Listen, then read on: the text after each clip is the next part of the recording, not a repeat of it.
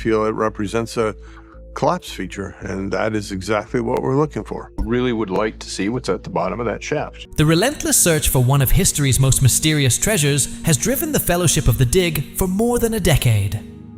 In Season 13 of The Curse of Oak Island, however, the investigation has evolved far beyond a hopeful treasure hunt. It has become a highly scientific excavation. In Episode 17, the team works simultaneously in 3 different areas of the island, each producing discoveries that challenge traditional ideas about the island's past.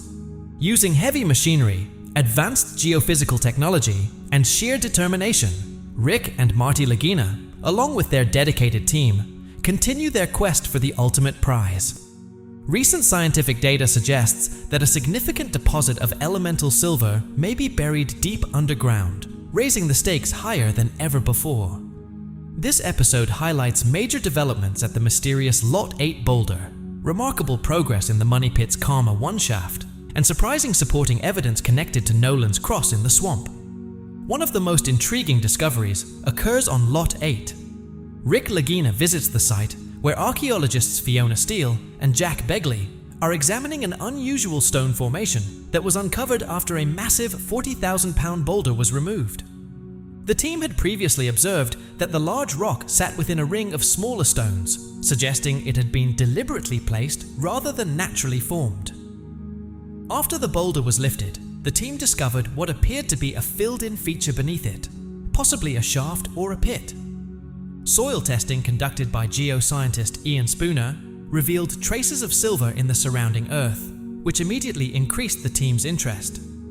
If precious metals are present in the soil, it could point to hidden treasure or evidence of historical mining activity.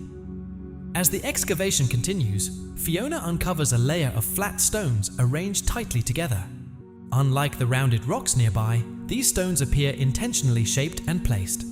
The formation resembles a mosaic or paved surface, suggesting it may have been deliberately constructed as either a marker or a protective cover.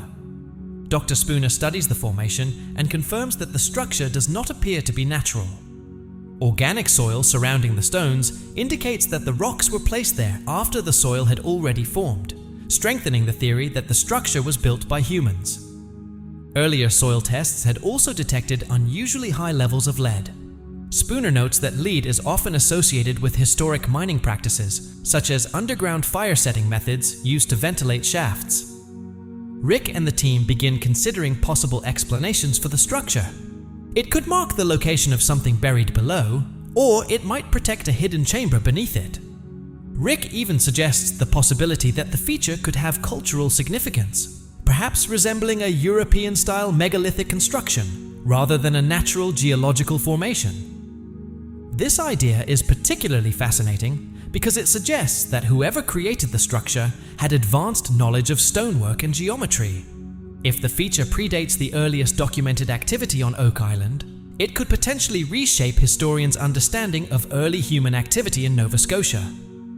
While work continues at Lot 8, another major operation is taking place at the island's most famous location, the Money Pit.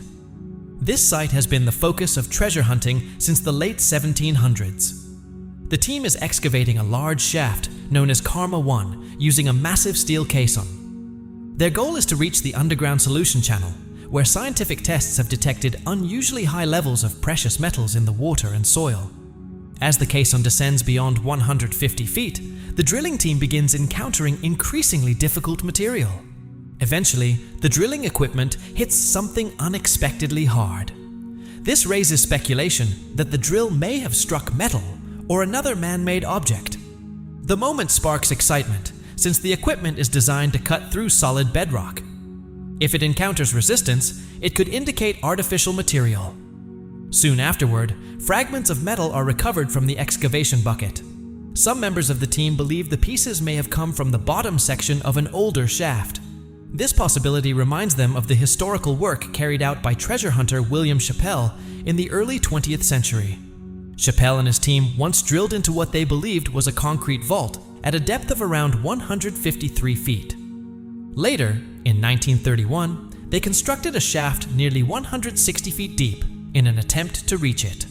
If the newly discovered metal fragments are indeed parts of Chappell's shaft, the team could be extremely close to the location where that mysterious vault was once detected.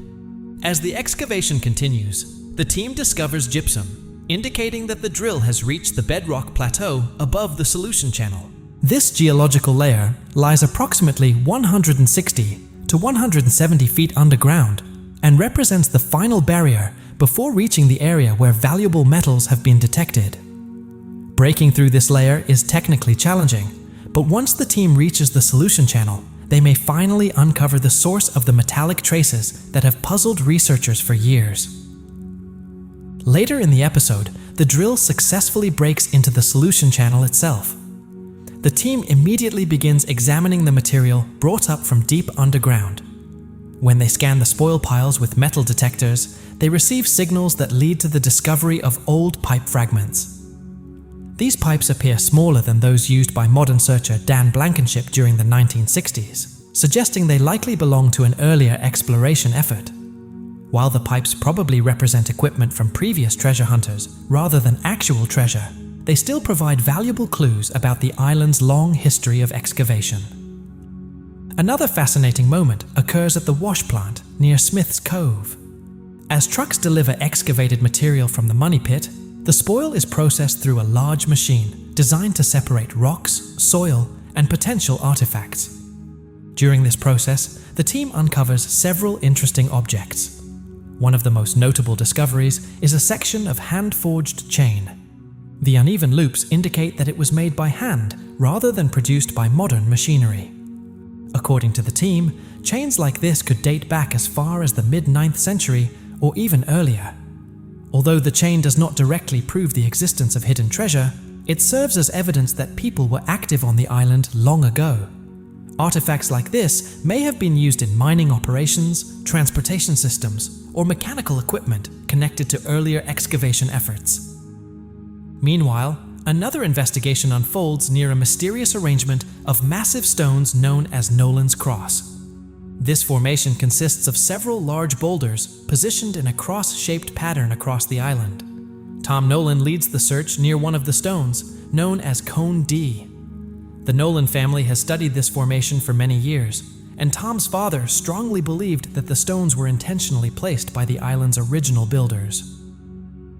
Recently, archaeologists discovered wooden survey stakes in the swamp that appear to line up with Nolan's Cross. Archaeoastronomer Adriano Gaspani has suggested that both the stakes and the stone cross might date back to the 13th century, possibly connected to the Knights Templar. While exploring near Cone D, the team comes across a large stone that appears to have been deliberately split. What makes this discovery even more intriguing is that the stone lies directly along the line of the cross formation. During nearby excavation, the team also uncovers a concentration of blue clay. This finding is particularly important because the same type of blue clay has previously been discovered in the money pit and in the round feature on Lot 5. Historically, blue clay was often used to seal underground chambers and protect them from water infiltration. Its presence here suggests that it may have been intentionally placed as part of a protective or structural system. The excitement grows when the team discovers another wooden stake driven into the ground beside the stone. The stake appears to be hand-cut rather than machine-made and is perfectly aligned with the cross formation. Tom Nolan confirms that his father never used this type of stake, leading the team to suspect that it may date back to the original builders of Nolan's Cross. If the stake can be scientifically dated, it could help determine whether the cross and the swamp stakes were created during the same time period. Such evidence would strongly support the idea that a coordinated survey or construction effort once took place on the island. By the end of the episode, the Oak Island team has made progress in several key areas. The stone mosaic-like structure on Lot 8 suggests that someone carefully built a feature that may either hide or mark something important. At the same time, drilling operations in the money pit have finally reached the solution channel, bringing the team closer than ever to the suspected source of precious metals. Meanwhile, the discoveries near Nolan's Cross add new support to the theory that structures on the island could date back many centuries. Although none of these findings offer definitive proof of hidden treasure, together they deepen the mystery. Each artifact, unusual geological feature, and constructed structure hints at a complex history involving different groups of people who may have visited the island during different periods. Episode 17 perfectly captures the spirit of the Oak Island investigation, a fascinating blend of archaeology, geology, engineering, and historical research. By carefully studying every clue and continuing their exploration, the team hopes that these connected discoveries will eventually lead to a breakthrough that explains one of the world's most enduring treasure legends. Another important aspect highlighted in this episode is the growing role of scientific technology in guiding the search. Experts like Ian Spooner rely on modern analytical tools to study soil samples and identify chemical anomalies. For example, a handheld X-ray fluorescence device used on Lot 8 detects unusually high levels of lead along with traces of silver. Both of these elements suggest past human activity in the area. These scientific findings provide an important foundation for the team's theories. Rather than relying only on speculation, the investigation increasingly depends on measurable data from geology and chemistry. The discovery of lead beneath the massive boulder on Lot 8 is particularly intriguing. According to Dr. Spooner, high concentrations of lead can sometimes be linked to historic mining practices, including underground fire setting techniques that were used to ventilate shafts. If these methods were used on Oak Island centuries ago, it would suggest that whoever worked there had advanced knowledge of mining techniques. This raises the possibility that experienced European miners or engineers may have been involved in constructing some of the underground features discovered on the island. Another fascinating part of the episode is the team's careful archaeological approach. Archaeologist Fiona Steele repeatedly emphasizes the importance of documenting and analyzing the stone structure on Lot 8 before disturbing it further. She insists on creating detailed cross-section drawings and carefully recording the exact placement of each stone. This method reflects professional archaeological standards, where preservation and documentation are considered just as important as excavation. By following these procedures, the team ensures that valuable historical information is not accidentally lost. The discussions among team members also reveal how different interpretations can arise from the same discovery. Some believe the stone feature could mark the location of a hidden cache, while others think it may have served as a protective cover for a shaft. Rick Lagina even suggests that the structure might have ceremonial or cultural significance that has nothing to do with treasure. This range of ideas highlights how challenging it can be to interpret archaeological evidence when the original builders and their intentions remain unknown. Meanwhile, the drilling operation at the Money Pit demonstrates the massive engineering challenges involved in searching for treasure at such extreme depths. Lowering enormous steel caissons deep underground requires precise planning and specialized equipment.